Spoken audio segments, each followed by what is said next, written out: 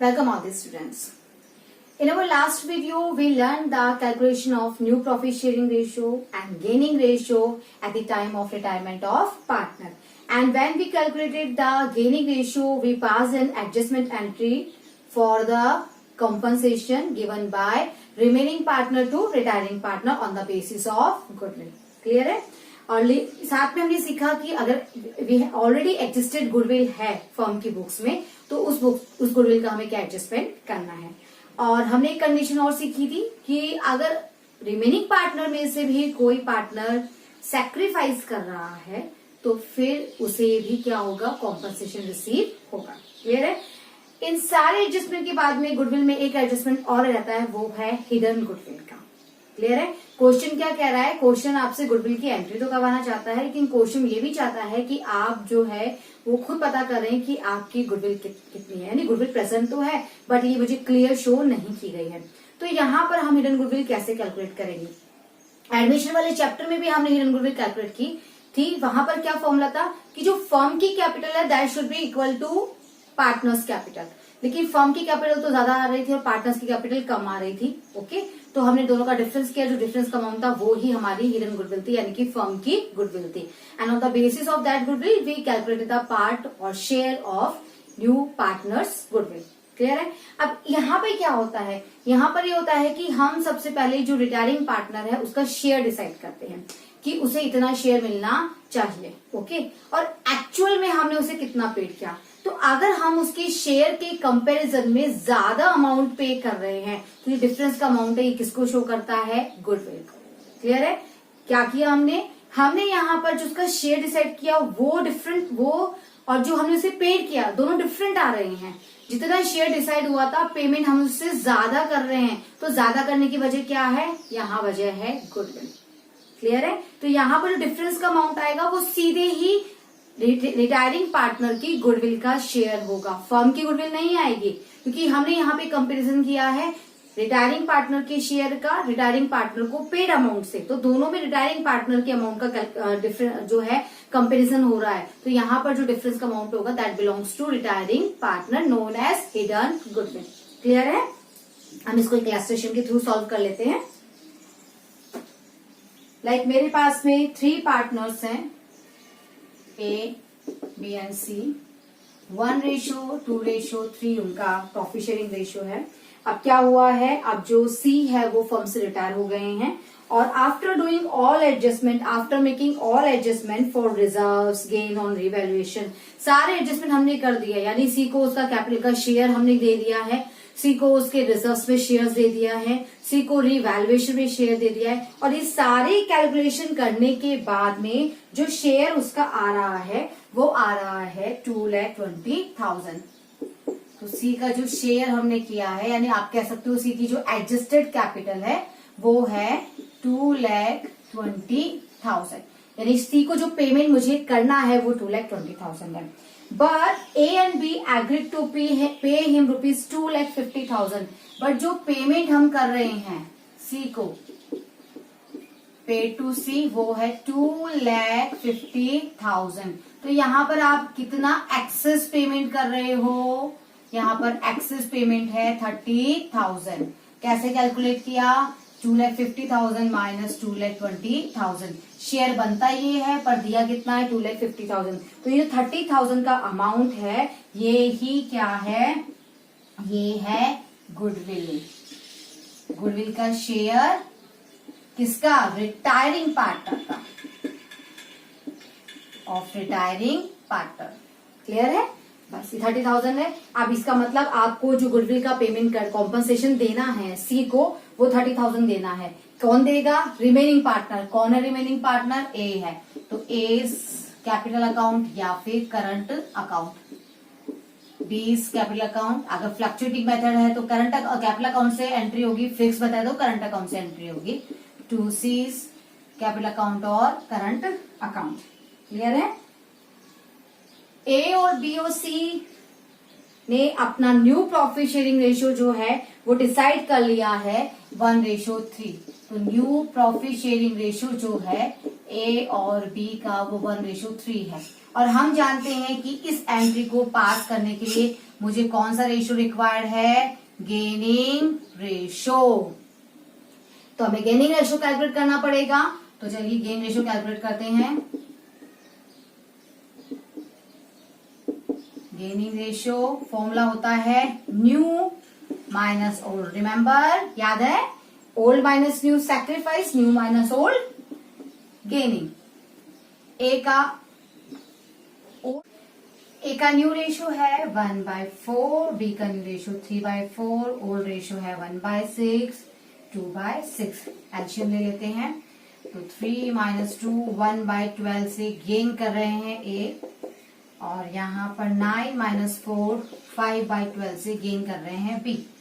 और जो सी है उनका सैक्रिफाइस है, वो अपना शेयर छोड़ के जा रहे हैं 3/6, और यू कैन से, अगर इनसे कंपेरिजन में करना है तो यू कैन से 6/12 से सैक्रिफाइस। तो देखिए 5 + 1 6 ही गेन है और 6 ही सैक्रिफाइस है। क्लियर है। तो यहाँ पर ए और बी जो कॉम्पनसेशन देंगे वो किस रेशियो में देंगे, 1/5 में। तो मेरा गेनिंग रेशियो है 1/5। अमाउंट मुझे प्रोवाइड करना है 30,000 सी को, जो ये डिस्ट्रीब्यूट करेंगे आपस में।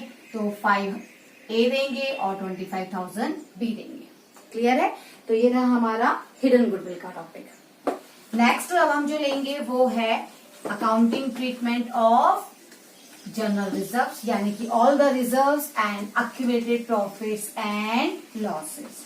क्लियर है कि जो अक्यूमुलेटेड प्रॉफिट्स हैं, रिजर्व्स हैं, उनका क्या करना है, उनका क्या एडजस्टमेंट करना है। तो देखिए जब हमने चेंज रिकॉन्स्टिट्यूशन की फर्स्ट कंडीशन की थी change in profit sharing ratio, तो वहां हमने क्या किया था, वहां हमने ये कहा था कि अगर क्वेश्चन आपको डिस्ट्रीब्यूशन के लिए मना नहीं करता है तो these will be distributed among all the partners in their old profit sharing ratio. Admission में भी हमने ये सेम चीज सीखी कि अगर आपको क्वेश्चन मना नहीं करता है डिस्ट्रीब्यूशन के लिए तो they will be distributed between old partners in their old ratio. Clear है। न्यू पार्टनर का शेयर नहीं होगा। अब यहाँ पर बात कर रहे हैं हम रिटायरमेंट में, तो रिटायरमेंट में ए बी सी तीनों ही कंटिन्यूइंग पार्टनर थे। सी अब जा रहा है तो वो क्या कहेगा, जितने भी रिजर्व क्रिएट हुए हैं उसमें मेरा भी कंट्रीब्यूशन है, तो वो भी अपना शेयर आपसे लेगा। तो यहाँ पर क्या एंट्री बनती है, रिजर्व्स या P&L, workman compensation, all reserves are debited to all partners capital account, all partners including retiring partner. Okay तो हमारे पास में है जनरल रिजर्व, हमारे पास में है वर्कमैन कॉम्पनसेशन रिजर्व या इन्वेस्टमेंट फ्लक्चुएशन रिजर्व, या अगर P&L का क्रेडिट बैलेंस है तो टू ऑल पार्टनर्स कैपिटल और करंट अकाउंट। डन। लेकिन अगर मेरे पास P&L का डेबिट बैलेंस है तो मेरी एंट्री हो जाएगी P&L account, partners capital account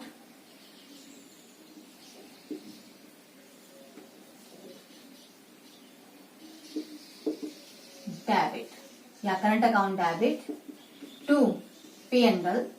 और कभी कभी जब आपके पास में होते हैं deferred revenue expenditure like advertisement suspense. Okay clear है। बस ध्यान रखना है before distributing workman compensation reserve और investment fluctuation reserve that there is no liability against these reserve, क्योंकि अगर इनके अगेंस्ट कोई भी लाइबिलिटी है तो first liability will be charge from these reserves, then the remaining amount if it left, तो फिर हम उसे पार्टनर्स में डिस्ट्रीब्यूट करेंगे। रिजर्व मेरे पास में 1 लाख के हैं, लाइबिलिटी मेरे पास में 1 लाख की आ गई, तो मेरे पास में पूरा रिजर्व जो है वो लाइबिलिटी प्रोवाइड करने में चला गया, पार्टनर में कोई डिस्ट्रीब्यूशन नहीं होगा। बट 1 लाख की लाइबिलिटी की 1 लाख की रिजर्व के अगेंस्ट 80,000 की लाइबिलिटी आई तो 20,000 पार्टनर के लिए बचेंगे, वो पार्टनर्स में डिस्ट्रीब्यूट किए जाएंगे। अगर लाइबिलिटी मोर देन रिजर्व आ गई तो ऑब्वियसली जो रिमेनिंग अमाउंट है that will be transfer to revaluation account. Okay तो ये है हमारा अक्यूमुलेटेड प्रॉफिट्स और रिजर्व्स को लेकर एडजस्टमेंट, जो सेम उसी तरीके से होगा जैसा कि हमने एडमिशन में सीखा था। तो रिटायरमेंट में भी सेम प्रोसीजर है। क्लियर है। नेक्स्ट हम लेते हैं revaluation of assets and liability.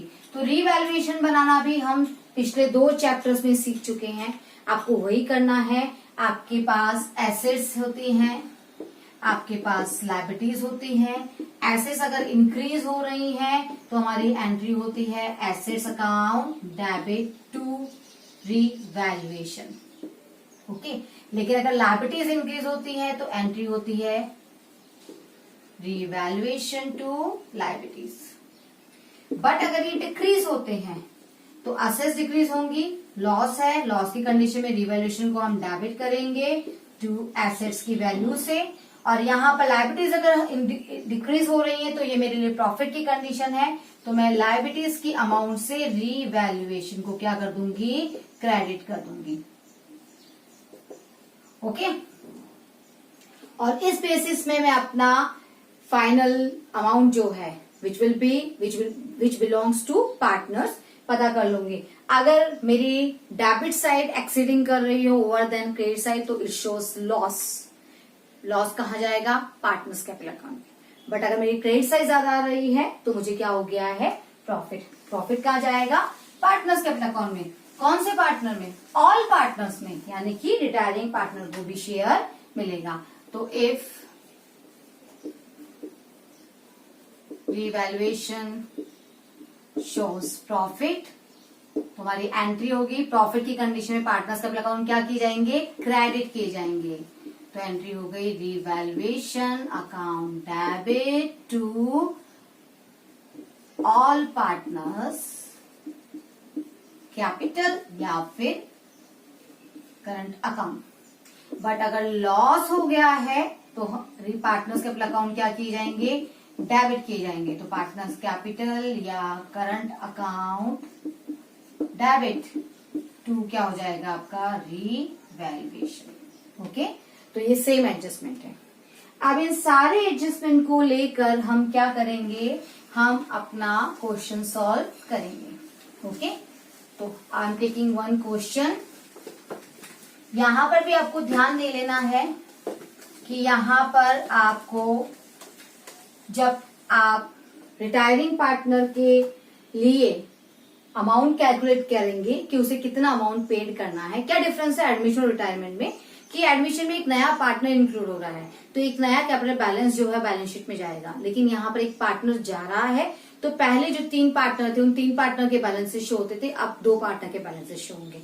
तो जो पार्टनर जा रहा है उसके कैपिटल का क्या करना है, उसको उसका पेमेंट कर देना है।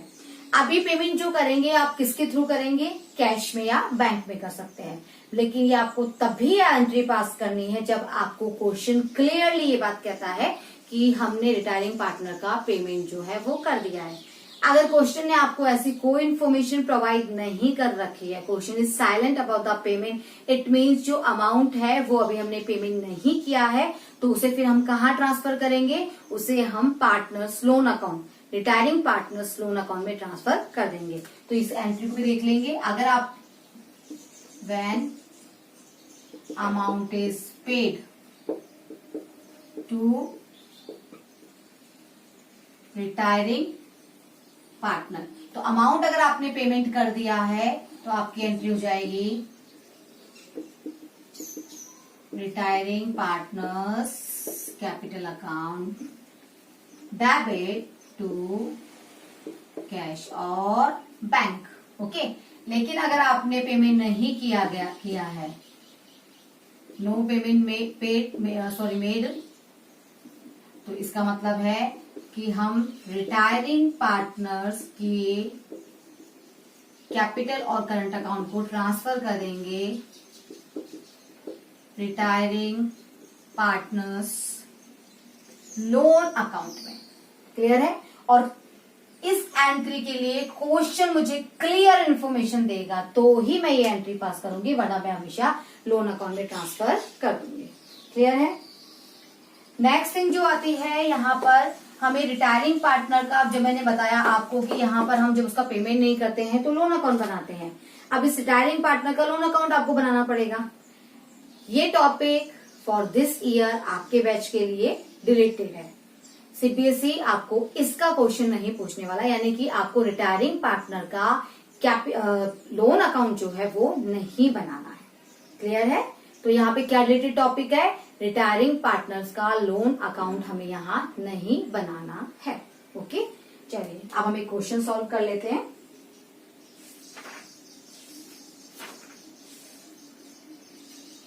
यस, मेरे पास यहाँ पर 3 पार्टनर हैं, A, B and C. Their ratio is 3:2:1। Okay, अब बैलेंस शीट में मुझे इंफॉर्मेशन है, देखिए I am taking last number 25 from TS Grewal. Okay, ये क्वेश्चन लास्ट नंबर 25 है टीएस ग्रेवाल से, जहां पे मुझे इंफॉर्मेशन है लायबिलिटी साइड में sundry creditors are given 16,000, general reserve 60,000। तो जनरल रिजर्व का क्या करना है, जैसे जैसे पढ़ते जाइए वैसे वैसे सोचते जाइए। सन्ड्री क्रेडिटर्स हैं तो उसकी कोई वैल्यूएशन अमाउंट अगर नीचे गिवन होगी तो डिफरेंस के अमाउंट को रिवैल्यूएशन में डाल देंगे। क्लियर है? पहले इसका नीचे देखेंगे हम कि कहीं इसकी न्यू वैल्यू तो नहीं गिवन है। अगर न्यू वैल्यू गिवन है तो उसे हम रिवैल्यूएशन में ट्रांसफर कर देंगे।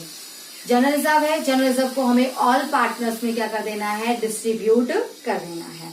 कैपिटल अकाउंट गिवन है, ए, बी और सी तीनों का 1 लाख कैपिटल है। एसेट साइड में आते हैं, कैश इन हैंड है, कैश एट बैंक है, सन्ड्री डेटर्स है, तो डेटर्स के लिए रिलेटेड भी अगर कोई इन्फॉर्मेशन मुझे नीचे गिवन होगी तो उस अकॉर्डिंग मैं रिवैल्यूएशन का अमाउंट कैलकुलेट कर लूंगी। स्टॉक का भी यही करना है, मशीनरी का भी यही करना है, बिल्डिंग का भी यही करना है। क्लियर है? नेक्स्ट इन्फॉर्मेशन मुझे मिल रही है कि सी फर्म से रिटायर हो रहे हैं and it was agreed that the amount due to him will be paid on 30th June 2021। 31 मार्च 2020 की मुझे बैलेंस शीट गिवन है और क्वेश्चन कह रहा है कि हम उसका अमाउंट जो है वो पे कर रहे हैं। पे कर रहे हैं इसका मतलब कैश का, हम कैश में वो या बैंक से उसका पेमेंट कर दिया है। And it was also agreed to adjust the value of assets. अब मुझे वैल्यूएशन ऑफ असेट्स गिवन है, लाइक फर्स्ट दे रखा है प्रोवाइड फॉर डाउटफुल डेब्ट्स। तो जैसे ही मुझे ये इन्फॉर्मेशन मिलती है मैं स्टार्ट कर देती हूँ अपना रीवैल्यूएशन अकाउंट। ओके, तो यहां मैं बना रही हूँ अपना रीवैल्यूएशन अकाउंट। ये मेरी डेबिट साइड है, ये मेरी क्रेडिट साइड है और इधर स्टार्ट कर देती हूँ मैं पार्टनर्स कैपिटल।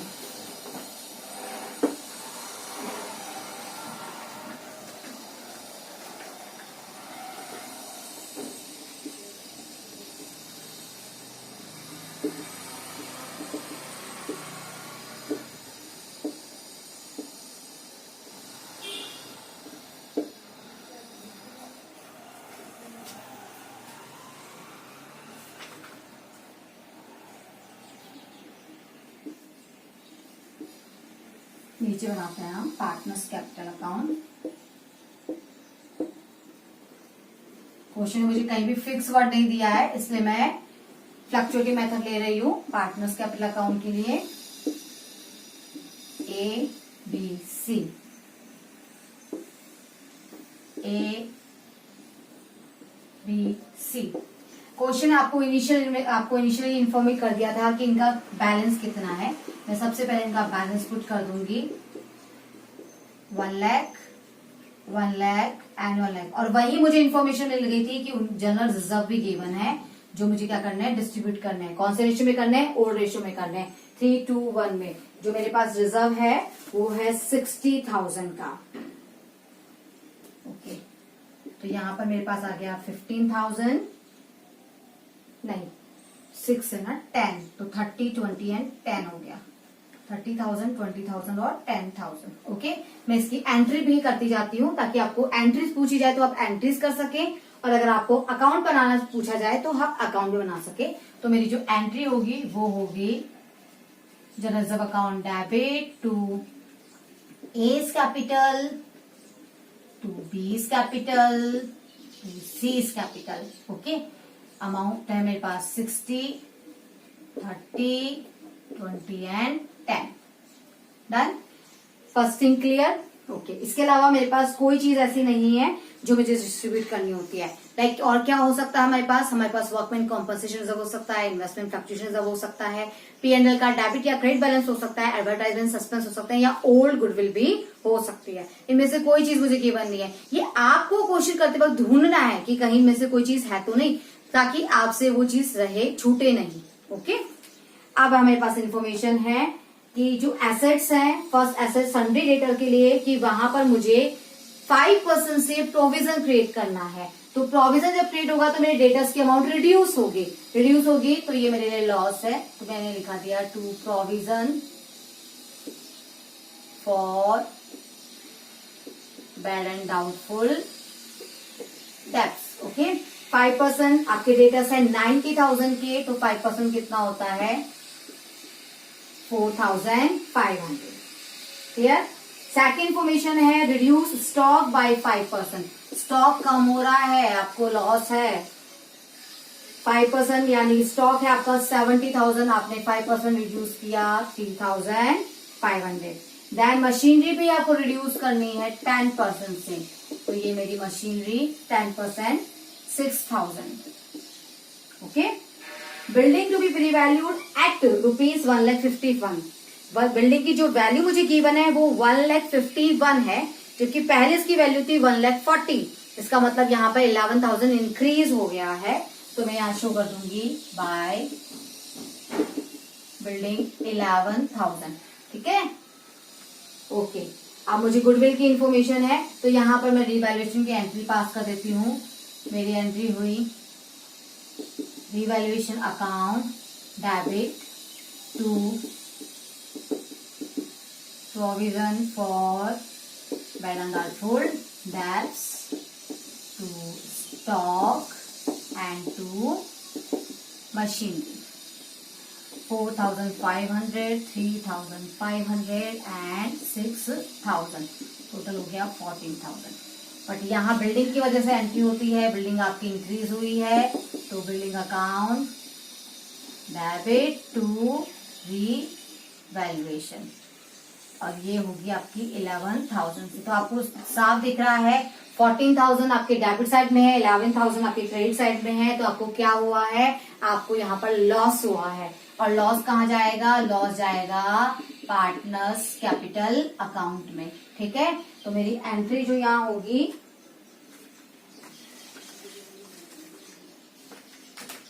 वो हो जाएगी A's capital debit, B's capital debit, C's capital debit to revaluation. कितने का लॉस आया, 3,000 का। किस में डिस्ट्रीब्यूट होगा, ऑल पार्टनर्स में। किस रेशियो में होगा, ओल्ड रेशियो में। ओके, आपको नरेशन में लिखना अगर एंट्री आप करते हैं तो 3:1 में आपको डिवाइड करना है यहाँ पर। तो आपका हो गया 1,500, 1,000 एंड 500। तो मैं यहाँ लिख देती हूँ A, B and C 1,500, 1,000 and 500। तो मैंने इस तरह से डिस्ट्रीब्यूट कर दिया है 3,000। ओके, तो ये मेरा अकाउंट क्लोज हो जाता है। तो अगर अकाउंट बनाया जाएगा तो इस तरह से करते जाएंगे, एंट्रीज पूछेगा तो हम इस तरह से करते जाएंगे। नेक्स्ट इन्फॉर्मेशन जो क्वेश्चन ने मुझे दी है वो है goodwill of the firm is valued at rupees 1,50,000। Firm की गुडविल क्वेश्चन मुझे प्रोवाइड कर रहा है। क्यों प्रोवाइड कर रहा है, क्या रीजन है, क्योंकि हमें क्या करना है, हमें रिटायरिंग पार्टनर को उसका कॉम्पनसेशन देना है। तो जो गुडविल का फर्म का गुडविल का वैल्यूएशन हुआ है फर्म की गुडविल का, तो ध्यान दीजिएगा फर्म की गुडविल में अभी हमें शेयर कैलकुलेट करना है सी का। तो C share in goodwill. Okay, goodwill जो गिवन है वो 1,50,000 है। बैलेंस शीट में जो गुडविल होगी वो ओल्ड गुडविल होगी। ओल्ड गुडविल जो होगी सारे पार्टनर्स में, जो आपके सारे पार्टनर्स के अपने अकाउंट के अंदर डिस्ट्रीब्यूट होगी। कैसे करना है, उसके लिए पार्टनर्स के अकाउंट को डेबिट करना है। ये यहाँ पर बात हो रही है जब गुडविल का वैल्यूएशन किया आपने सी के रिटायरमेंट के समय तो आपकी वैल्यू आ रही है 1,50,000। ओके, अब इस 1,50,000 में से शेयर निकालेंगे जो होगा 1/6 25,000 जो है वो हमें सी को प्रोवाइड करने हैं। अब कौन प्रोवाइड करेगा, ए और बी करेंगे। कौन से रेशियो में करेंगे, गेनिंग रेशियो में करेंगे। अब मुझे देखना है कहीं क्वेश्चन ने मुझे न्यू रेशियो प्रोवाइड किया हुआ है। तो क्वेश्चन ने मुझे कहा है A and B will continue to carry on the business and shall share profit and losses equally in future. Yes, A और बी ने अपना new profit sharing ratio decide कर लिया 1:1। तो ये पहले हम गेन रेशियो कैलकुलेट कर लेते हैं। तो मेरा जो गेनिंग रेशियो होगा वो होगा न्यू माइनस ओल्ड। ए के लिए ए का है 1/2, बी का भी है 1/2, ओल्ड था 3/6, 2/6, एल्शियम लिया 6, 3 माइनस 3 इक्वल्स टू 0। यहां लिया 3 माइनस 2 इक्वल्स टू 1/6, 2 से 3 पर आ गया है, यानी कि ए ने तो ना सैक्रिफाइस किया ना गेन किया, ना तो वो कॉम्पनसेशन देगा ना कॉम्पनसेशन लेगा, बट जो बी है उसने 1/6 से गेन किया है। तो यहाँ पर कॉम्पनसेशन अमाउंट किसको प्रोवाइड करना है? बी को। किसे? सी को।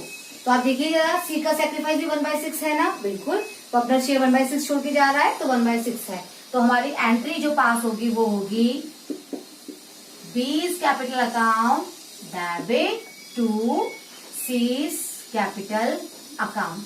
ओके, 1/6 कितने का? कौन सी अमाउंट देनी है? 25,000। किसको देनी है? सी को। तो ये पूरा 25,000 कौन देगा? बी देगा। क्लियर है? तो ये मेरी एंट्री हो गई है कॉम्पनसेशन प्रोवाइड करने की। अब इसके अलावा मेरे पास कोई इंफॉर्मेशन नहीं है, तो अब मुझे क्या करना है? मुझे पता करना है कि सी को एक्चुअल अमाउंट जो है वो मुझे कितने का पेमेंट करना है। तो यहाँ पर आपको पार्टनर्स कैपिटल अकाउंट बनाना पड़ेगा और उससे ही आपको चलेगा कि आपको कितना अमाउंट पेमेंट करना है। तो यहाँ पर हम करते हैं, हमने इसको जनरल रिजर्व दे दिया। अभी अभी हमने एक एंट्री पास की है जहां पर सी की कैपिटल अकाउंट को क्रेडिट कर रहे हैं हम बी की कैपिटल अकाउंट से। तो बाय बीज कैपिटल ये सी को मिलेगा। तो आप सी के ये क्रेडिट साइड है आपकी, आप सी के अकाउंट में डालेंगे मगर बी के अकाउंट से काटेंगे। To C's capital, B's capital account debit to C, B will provide the amount. तो अमाउंट सी को मिल रहा है, C will credit that amount and B will debit that amount. तो यहाँ पर हो गया हमारा ये एंट्री। अभी हमने रिवैल्यूएशन डिस्ट्रीब्यूट किया था, लॉस आया था, तो यहाँ पर लिखेंगे हम टू रिवैल्यूएशन 1500, 1000 एंड 500। ओके, इसके अलावा मुझे कोई इन्फॉर्मेशन क्वेश्चन में प्रोवाइड नहीं कर रखी है, मेरे पास सिर्फ यही अमाउंट्स हैं, इसके अलावा कोई इन्फॉर्मेशन नहीं है। तो हम क्या करेंगे? अपना टोटल लगाएंगे 1,30,000, 1,20,000, 1,35,000। अभी टोटल लगाने के बाद मुझे क्या करना है? मुझे अपने बैलेंसेस पता करने हैं। बट यहाँ ध्यान दे लेना है कि जो सी है ये is leaving the partnership firm, तो हम उसका बैलेंसिंग तो नहीं कर सकते हैं। हमें क्या करना है? हमारे पास दो ऑप्शन है, या तो उसका अमाउंट पूरा पेमेंट कर दीजिए, नहीं तो उसको लोन में ट्रांसफर कर दीजिए, या फिर आप ये भी कर सकते हो पार्शियल पेमेंट कर दीजिए, पार्शियल अमाउंट आप लोन में ट्रांसफर कर दीजिए। अब हमें क्या करना है ये हमें क्वेश्चन बताएगा। क्वेश्चन आपको सिर्फ पेमेंट के लिए बताएगा। अगर पेमेंट करवाना है पार्टनर को तो क्वेश्चन आपको क्लियर इन्फॉर्मेशन देगा, बट अगर क्वेश्चन ने मुझे ऐसी कोई क्लियर इन्फॉर्मेशन नहीं दे रखी है तो मैं क्या मानूंगी कि मैंने अमाउंट जो है वो लोन में ट्रांसफर कर दिया है। क्लियर है? अब यहाँ पर मैंने अपने क्वेश्चन को देखा और मेरे क्वेश्चन ने मुझे पेमेंट रिगार्डिंग कोई इन्फॉर्मेशन नहीं दे रखी, तो इसका मतलब मुझे क्या करना है? मुझे अपना पूरा अमाउंट जो सी को पेमेंट करना है वो मुझे कहाँ कर देना है? वो मुझे अपने लोन में ट्रांसफर कर देना है। क्लियर है? तो हम यहाँ लिखेंगे टू सीज लोन अकाउंट। कितने का हो गया? 1,35,000 में से 500 डिडक्ट करने के बाद 1,34,500। तो आपसे अगर एंट्री पूछी जाए तो क्या एंट्री होगी? एंट्री होगी C's capital account debit to C's loan account 1,34,500, 1,34,500। बाकी जो कंटिन्यूइंग पार्टनर है ए एंड बी उनका हम दिखा देंगे टू बैलेंस सी डी। 1,30,000 में से 1 लाख तो ये हो गया 1,28,500, 1,20,000 में से 26 तो ये आ गया हमारे पास 94,000। क्लियर है? 1,35,000 तो ये रही हमारी partners capital account complete. Then next जो हमें करना है वो हमें क्या करना है? अब हमें बनानी है अपना बैलेंस शीट। तो now we will prepare our balance sheet.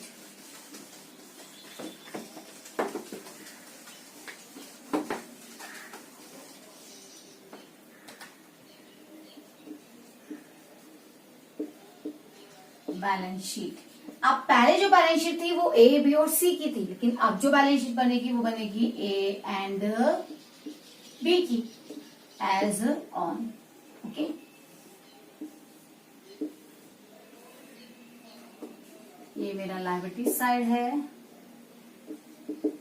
और ये मेरा एसेट साइड। अब मैं क्या करूंगी, मैं अपनी पुरानी बैलेंस शीट को ध्यान से देखूंगी और पुरानी बैलेंस शीट के अकॉर्डिंग अपनी न्यू बैलेंस शीट प्रिपेयर करूंगी। तो मेरी ओल्ड बैलेंस शीट में क्रेडिटर्स गिवन थे और मेरे क्रेडिटर के अंदर कोई एडजस्टमेंट नहीं करवाया गया है, तो सन्ड्री क्रेडिटर्स में कोई चेंज नहीं है। तो हम एंट्री कर देंगे sundry creditors 20, sundry creditors given है 16,000। नेक्स्ट इन्फॉर्मेशन जो मुझे ओल्ड बैलेंस शीट में गिवन थी वो थी जनरल रिजर्व। जनरल रिजर्व का आपने क्या किया, आपने तो जनरल रिजर्व को डिस्ट्रीब्यूट कर दिया, यानी कि उनकी वैल्यू क्या हो चुकी है, नील, क्योंकि वो कहाँ ट्रांसफर हो चुके हैं, पार्टनर्स कैपिटल अकाउंट में। तो अब जनरल रिजर्व का कोई बैलेंस नहीं है, इसलिए यहाँ पे जनरल रिजर्व शो नहीं होगा। नेक्स्ट इन्फॉर्मेशन है कैपिटल अकाउंट्स। ओके, पर कैपिटल अकाउंट से पहले मुझे ध्यान देना है कि मेरे पास कोई और लायबिलिटी तो नहीं है, क्योंकि लायबिलिटी सेक्शन में मुझे 3 इन्फॉर्मेशन गिवन थी, क्रेडिटर्स, जनरल रिजर्व और कैपिटल अकाउंट। जनरल रिजर्व हम डिस्ट्रीब्यूट कर चुके, क्रेडिटर्स का अमाउंट मैंने शो कर दिया, कहीं और लायबिलिटी तो नहीं आ गई। तो यस, हमारे पास एक लायबिलिटी आ गई है, हमें सी का लोन अकाउंट जो है वो क्लियर दिख रहा है। तो यहाँ पर जब तक आप उसके लोन का पेमेंट नहीं कर देंगे, ये क्या बनेगा, ये आपकी लायबिलिटी बनकर आएगा। तो मेरे पास लायबिलिटी आ चुकी है 1,34,500 की, और बाकी जो है वो मेरे पास में कैपिटल अकाउंट है ए और बी के। तो ए का है 1,28,500, बी का है 94,000। ओके, आते हैं एसेट साइड की तरफ। एसेट साइड में मुझे गिवन है कैश इन हैंड और कैश एट बैंक। तो आपको कहीं से अगर कोई और कैश आया या गया तो आपको उसका इफेक्ट यहाँ पर कंसिडर करना है। सपोज मेरे को, अगर मान लीजिए मुझे सी को पेमेंट करना होता, तो ध्यान दीजिएगा, आपने अगर पेमेंट किया है तो आपका कैश या बैंक जो है वो रिड्यूस हो जाएगा।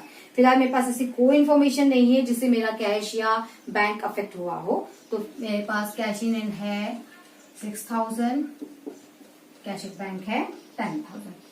Now next asset is sundry debtors.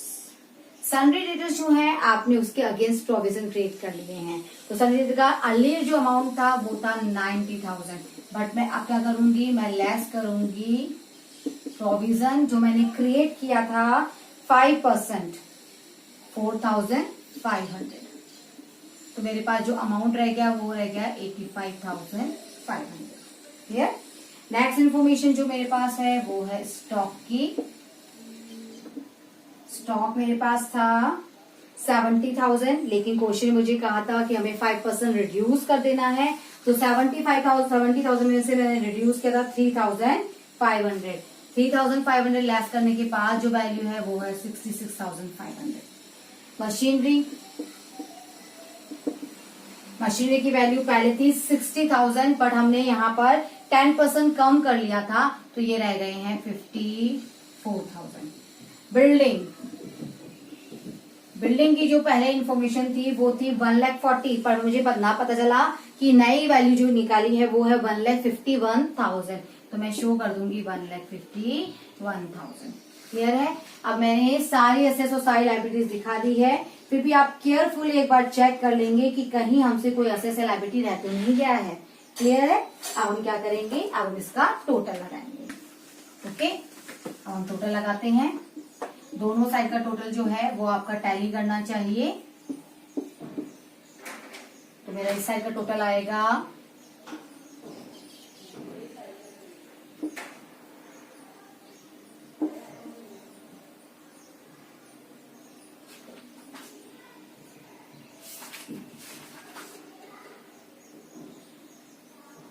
3,73,000 आ रहा है, और इस साइड का टोटल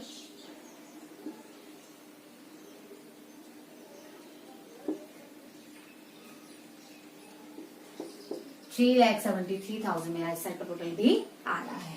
क्लियर है। तो इस तरह से ये मेरी बैलेंस शीट जो टैली हो गई है। ओके, तो ये हमने एक फुल क्वेश्चन सॉल्व किया, हमने रिवैल्यूएशन भी बनाया, हमने रिजर्व्स भी डिस्ट्रीब्यूट किए, पार्टनर्स कैपिटल अकाउंट भी बनाया और बैलेंस शीट भी प्रिपेयर कर लिया है। ओके, हाँ, बस इसमें एक आपसे लोन अकाउंट क्वेश्चन पूछता था, लेकिन दिस ईयर आपसे वो नहीं पूछा जाएगा। Okay, now we will take our next question. एक क्वेश्चन और ले लेते हैं और उस क्वेश्चन के थ्रू हम इसको समझ लेते हैं। मैं कोशिश करती हूँ एक ऐसा क्वेश्चन लेने की जहां पर और भी ज्यादा एडजस्टमेंट हमें गिवन हो। Now I am taking illustration number 26। ठीक है, 26 in TS Grewal, page number 6.25. There are 3 partners M, N and G.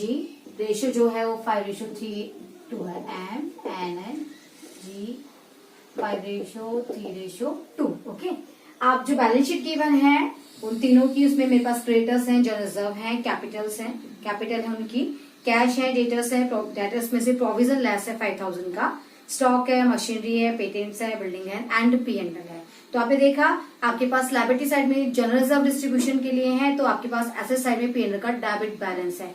एक पार्टनर्स के कैपिटल अकाउंट को इंक्रीज करेगा और एक पार्टनर के कैपिटल अकाउंट को डिक्रीज करेगा।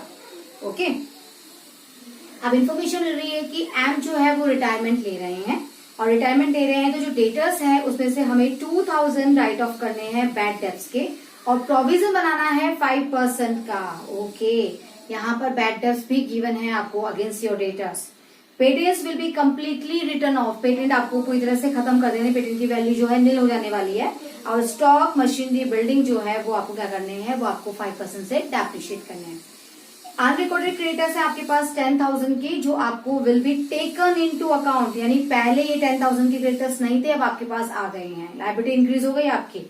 एन और जी है, उन्होंने फ्यूचर प्रॉफिट डिसाइड कर लिया 2:3, और गुडविल जो है एम के रिटायरमेंट के टाइम वो है 3 लाख की। ओके, तो हम सॉल्व करते हैं। क्वेश्चन आपसे एंट्रीज चाहता है और चाहता है कि आप बताइए आप कैसे एम के रिटायरमेंट के टाइम इनकी एंट्री करेंगे। ओके, तो पहली एंट्री हम करते हैं अपने जनरल रिजर्व को लेकर। तो मेरी एंट्री होगी general reserve account debit to M, to N and to G. उनके कैपिटल अकाउंट से जनरल रिजर्व है मेरे पास में 30,000 का, और जो उनका रेशियो है वो है 5:3:2, यानी कितना हो गया 10, तो ये हो गया 15, 9 और 6,000। क्लियर है। इसी तरह से हम P&L की एंट्री कर देते हैं। इस बार पार्टनर्स के कैपिटल अकाउंट जो होंगे वो क्या होंगे, डेबिट होंगे।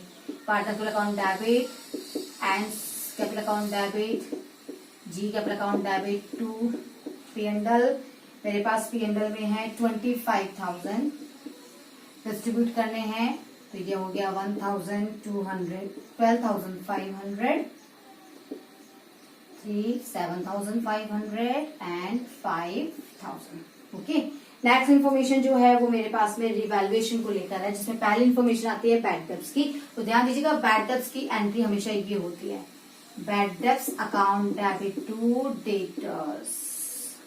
क्लियर है। आपके पास 2,000 के बैड डेब्ट्स हैं, ये लीजिए। अब आपको क्या करना है, आपको ध्यान देना है कि बैड डेब्ट्स के लिए आपके पास ऑलरेडी प्रोविजन जो है वो प्रेजेंट है। आपके पास 5,000 का प्रोविजन है, तो आप ये बैड डेब्ट्स प्रोविजन से चार्ज करेंगे। क्लियर है। आप इसे रिवैल्यूएशन में लेके नहीं जाएंगे, आप इसे प्रोविजन से चार्ज करेंगे। तो मेरी जो एंट्री हो जाएगी वो हो जाएगी provision for doubtful debts account debit to bad debts. ध्यान दे लेना आपको कि if there are already provision created, तो bad debts will be charge from the provision. Old provision का अमाउंट ले रही हूं मैं यहाँ पे काम पे, न्यू प्रोविजन क्रिएट नहीं किया मैंने अभी। जो ओल्ड प्रोविजन मौजूद था बैलेंस शीट में, आप उससे चार्ज करेंगे। अगर वो नहीं होता तो ये बैड डेब्ट्स कहा जाता, रीवैल्यूएशन में जाता।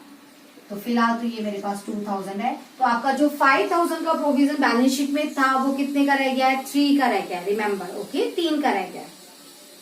अब क्वेश्चन कहता है 5% और क्रिएट कीजिए। तो देखिए, पहले जो डेटर बैलेंस शीट में शो हो रहे हैं वो मेरे पास है 45 के। 45 में से जब तक आपको 11th क्लास में मैंने आपको बताया था कि हमेशा प्रोविजन का कैसे क्रिएट होता है, on good debtors whose amount is fully recoverable, जिसका पूरा अमाउंट फुली रिलाइजेबल, आपको पूरी तरह से उसका अमाउंट मिलेगा।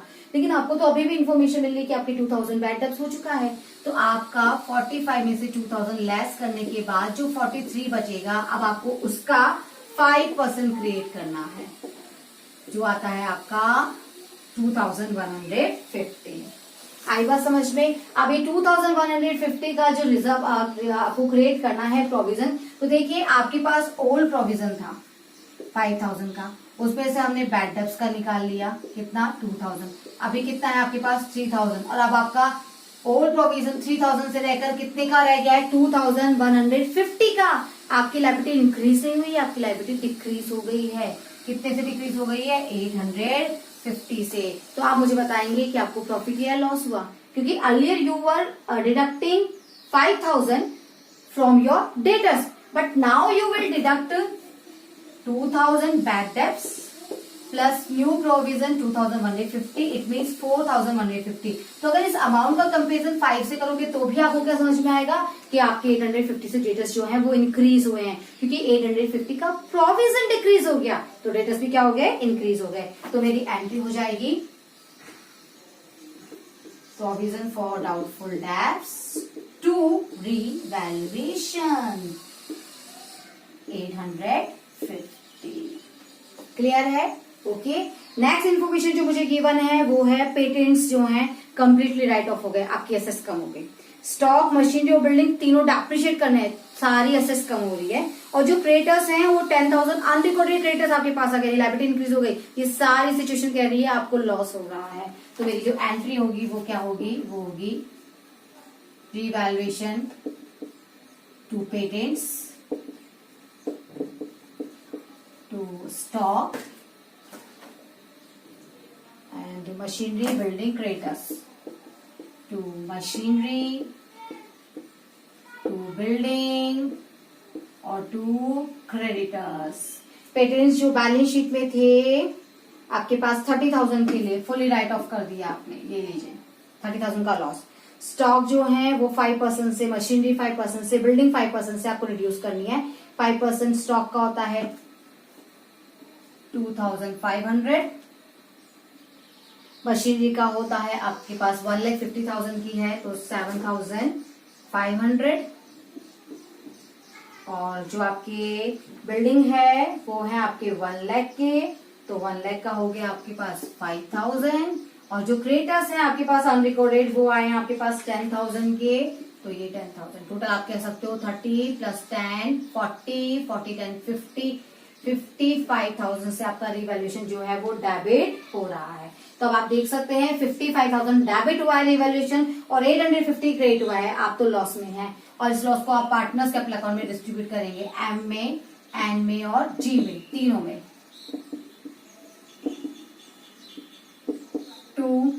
रिवैल्यूएशन।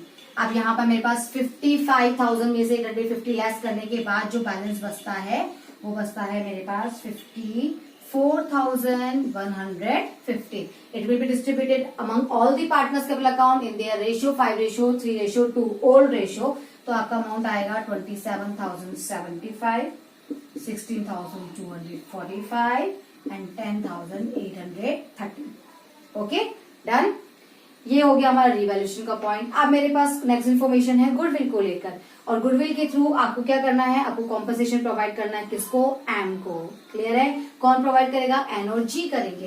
तो हमारी एंट्री होगी एम को हम प्रोवाइड करेंगे उसके कैपिटल अकाउंट को क्रेडिट करके, और जो कॉम्पनसेशन देगा उसके अकाउंट को डेबिट करके। पर पहले चेक तो कीजिए कि गेन किस किसने किया है।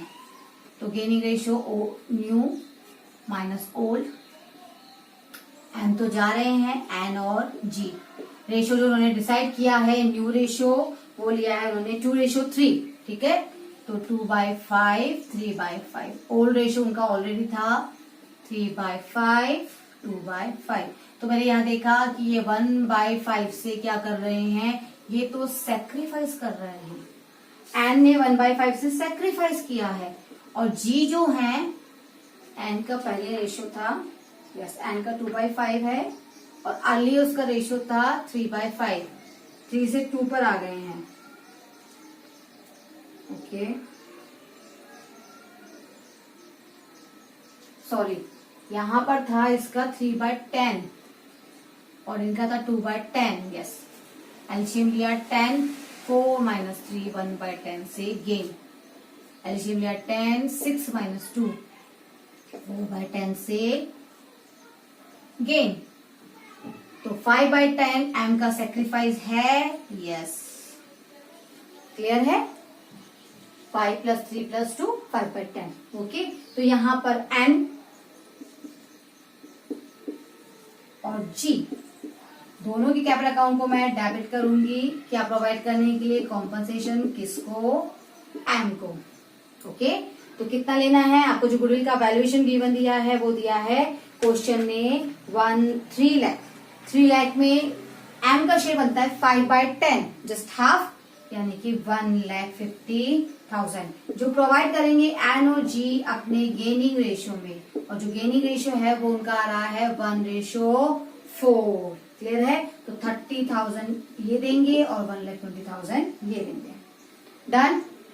अब मुझे यहाँ पर कैलकुलेट करना है कि एम को कितना अमाउंट जो है वो हम या तो पेमेंट कर रहे हैं या फिर हम क्या कर रहे हैं, हम यहाँ पर उसको लोन में ट्रांसफर कर रहे हैं। क्वेश्चन ने मुझसे सिर्फ जनरल एंट्री आस्क की है, मुझसे बैलेंस शीट बनाने के लिए नहीं कहा है, पार्टनर्स कैपिटल अकाउंट बनाने के लिए नहीं कहा है, रिवैल्यूएशन अकाउंट बनाने के लिए नहीं कहा है। तो मुझे जनरल एंट्री, मैंने सारी जनरल एंट्री कंप्लीट कर दी है, बस मेरी एक एंट्री रह जाती है, वो है कि हम कितना अमाउंट एम को या तो पे कर देंगे या फिर उसके लोन में ट्रांसफर कर देंगे।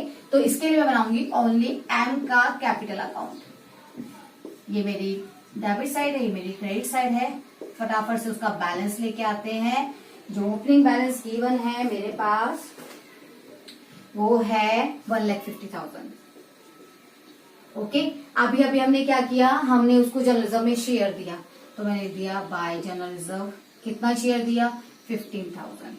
बट हमने P&L में उसका शेयर कम भी कर दिया है P&L के डेबिट बैलेंस से 12,500।